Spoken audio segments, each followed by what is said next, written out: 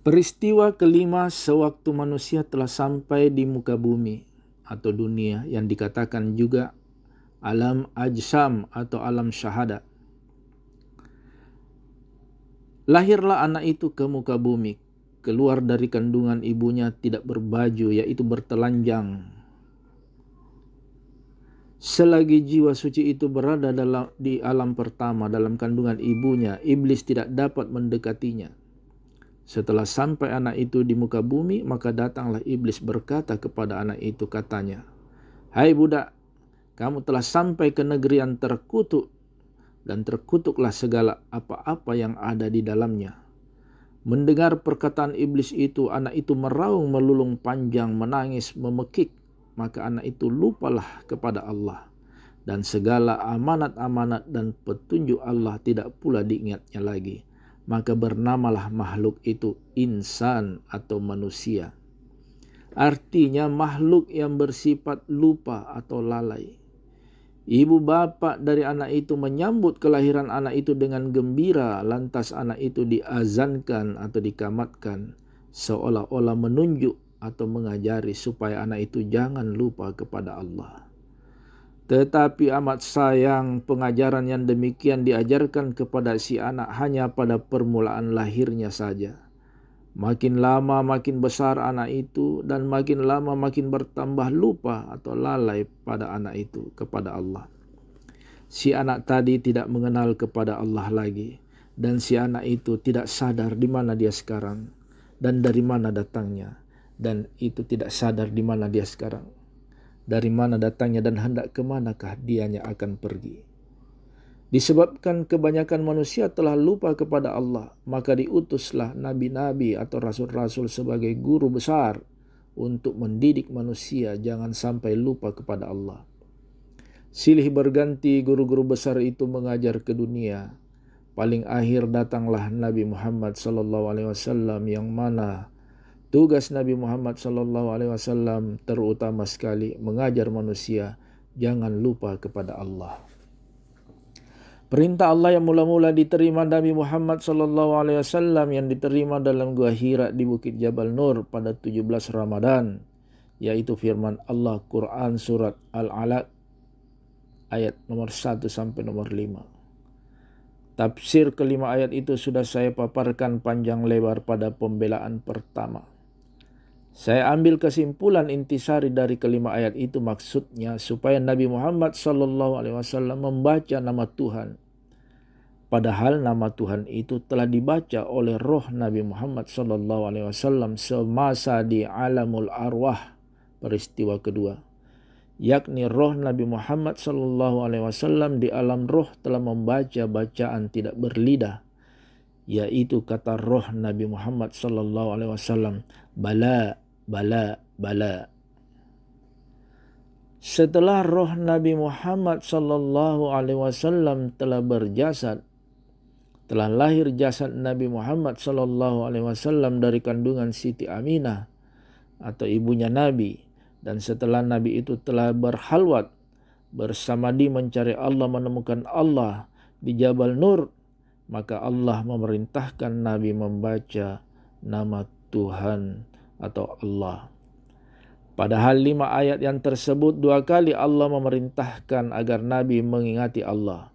Berarti Nabi sudah 2 kali dapat perintah mengingati Allah, yakni semasa di alam arwah dan setelah selesai Nabi berhalwat 17 hari di Jabal Nur atau Mekah. 3 tahun Nabi memperdalam apa intisarinya membaca nama Tuhan yang diperintahkan 2 kali pada kelima ayat yang tersebut. Kemudian Nabi dituruni ayat kedua, Quran surat Al-Mudassir ayat nomor 1 sampai nomor 4, yang maksudnya kira-kira, "Hai orang yang berselimut," atau Nabi Muhammad SAW, "bangunlah dan pertakutilah kaummu. Hendaklah besarkan Tuhanmu dan bersihkanlah pakaianmu, hatimu." 1 menit pun Nabi tidak melalaikan perintah yang tersebut. Lantas Nabi berjuang, padahal ucapan yang mula-mula terhambur dari mulut Nabi Awaluddin Ma'rifatullah artinya permulaan agama mengenal Allah. Itulah yang dikatakan ilmu ma'rifatullah, ilmu laduni yang telah diterima roh di alamul arwah. Untuk menanamkan ilmu ma'rifatullah, Nabi berjuang mati-matian hampir 13 tahun lamanya. Yakni belum Nabi menyuruh umat manusia sembahyang, puasa, berzakat, dan berhaji. Hanya isi pengajaran Nabi satu saja, yakni hendaklah mengingati Allah dengan arti ingat seluas kata.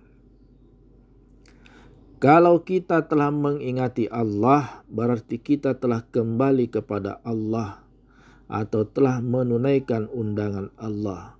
Disebabkan kita telah sampai ke dunia ini diundang kembali kepada Allah. Seperti Quran surat Al-Fajr ayat nomor 28. Maksudnya kira-kira, kembalilah kepada Tuhan engkau untuk bersuka-sukaan di hadirat Allah. Tegas dalam ayat ini, wajib kita menunaikan undangan Allah menemui Allah. Perhatikan lagi Quran surat An-Nahl ayat 69.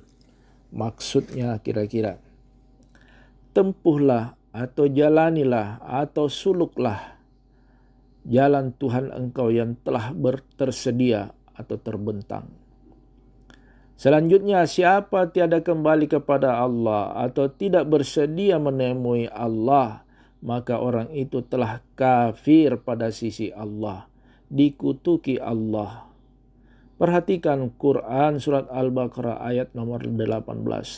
Maksudnya kira-kira, orang-orang yang peka telinga batinnya dan bisu lidah batinnya dan buta mata hatinya memandang kepada Allah, maka itulah orang ingkar atau kafir, tidak mau kembali kepada Allah. Kembali kepada Allah artinya bertarekat, bersuluk, berjalan kepada Allah. Kita wajib beragama Islam, sedang permulaan beragama Islam ialah mengingati Allah. Ini berarti wajib bagi kita mengingati Allah. Perhatikan lagi Quran surat Muhammad ayat nomor 19. Maksudnya kira-kira, ketahuilah bahwa sesungguhnya tiada Tuhan melainkan Allah. Perhatikan lagi Quran surat Al-Ahzab ayat nomor 41. Maksudnya kira-kira, wahai segala orang yang beriman, hendaklah kamu mengingati Allah sebanyak-banyaknya atau tidak dapat dihinggakan.